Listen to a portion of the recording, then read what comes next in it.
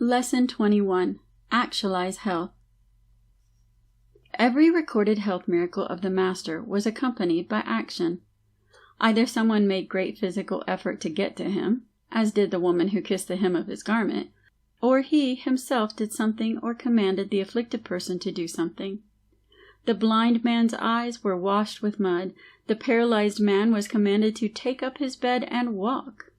The dead were commanded to arise and come forth. Christ did no useless thing. He did nothing for the mere drama of it. Christ used compelling action because action is the seventh means by which all other means are made effective. It produces the actual result. You may think health, you may love health, you may live health into all the little cells of your body, but unless you put yourself into healthy action, health will not become actual for you. You know, do you not, that I had an ankle crushed when I was 3 years of age. It was so badly crushed between rollers of a sugar mill that the little bones of the ankle grew together as one bone. I had to keep it in iron braces for years, yet that ankle was finally brought back into normal activity almost entirely by making it act.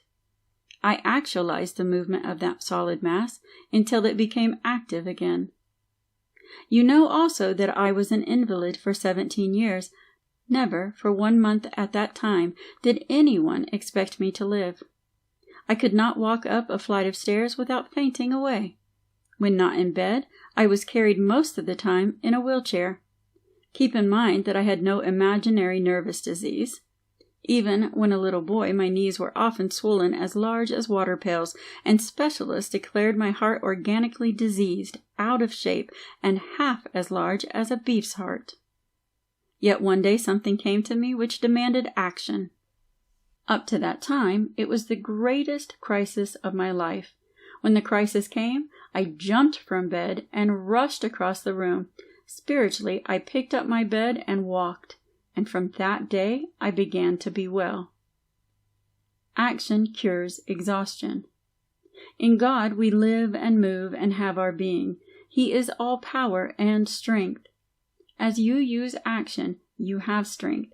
If you have rheumatism and feel that you just cannot move, move anyway. Move a little, then move more. Love the idea of being in motion.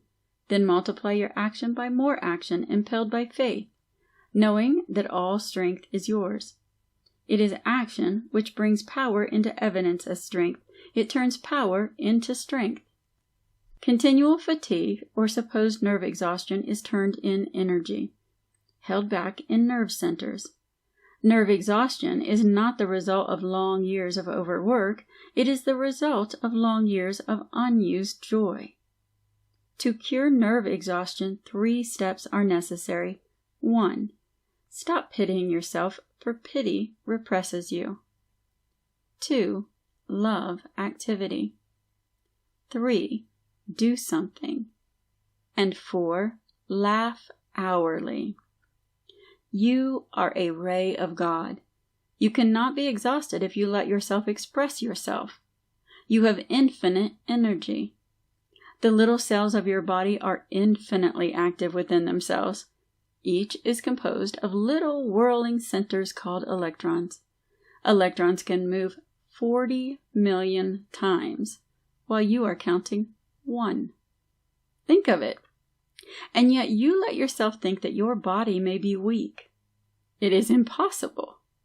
If you let the spirit of infinite power and activity express freely through you in action, every cell responds and lives its life, and your body thrills with the power and manifests strength and health.